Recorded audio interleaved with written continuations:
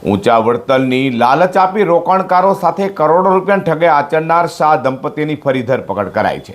98.50 લાખ રૂપિયાની કાપોદ્રા પોલીસ મથકે નોંધાયેલી ફરિયાદમાં ઇકોસેલ દ્વારા ધરપકડ કરાઈ છે। ઇકોસેલ આરોપી સુરત શહેરના આર્થિક ગુના નિવારણ શાખે ઊંચા વળતરની લાલચ આપીને રોકાણકારો સાથે લગભગ 1 કરોડ રૂપિયાની છેતરપિંડી આચરનાર શાહ દંપતીની ધરપકડ કરી છે। વાત એમ છે કે ફરિયાદી મિલન ભરત ભાતિયાની ફરિયાદના આધારે આ દંપતી વિરુદ્ધ કાપોદ્રા પોલીસ સ્ટેશનમાં ગુનો નોંધવામાં આવ્યો હતો। આરોપી દંપતીએ તારીખ 18/11/2022થી રોકાણકારોને આકર્ષવા માટે એક પૂર્વાયોજિત કાવતરું રચ્યું હતું। તેઓ રોકાણ પર 42 દિવસમાં 5%, 65 દિવસમાં 8% અને 100 દિવસમાં 12% જેવું ઊંચું વળતર આપવાની લોભામણી વાતો કરતા હતા। રોકાણકારોનો વિશ્વાસ જીતવા માટે આ કંપની સેબીમાં રજીસ્ટર હોવા છતાં પણ તેઓ સેબીમાં રજીસ્ટર હોવાનું ખોટું જણાવીને લોકોને ગેરમાર્ગે દોરતા હતા।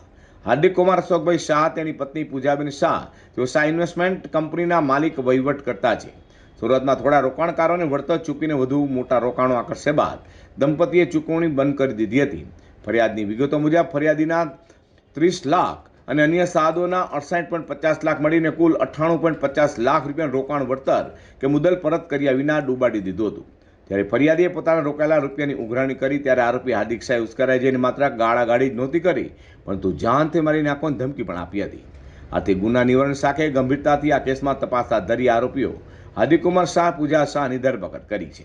વધુમાં સીઆઈડી ક્રાઇમ દ્વારા દાખલ કેસમાં બંને આરોપી હાલ જેલમાં હતા। આરોપીઓનો કબજો સબ જેલમાંથી મેળવી કોર્ટ સમક્ષ રજૂ કરવામાં આવ્યા છે, જ્યાં તેમના 1 નવેમ્બર 2025 સુધીના પોલીસ કસ્ટડી રિમાન્ડ મેળવ્યા છે। ઇકોસેલ આ દંપતીના ગુનાની મોડસ ઓપરેન્ડી અને અન્ય ભોગ બનનાર રોકાણકારો અંગે ઊંડાણપૂર્વક તપાસ કરી રહી છે।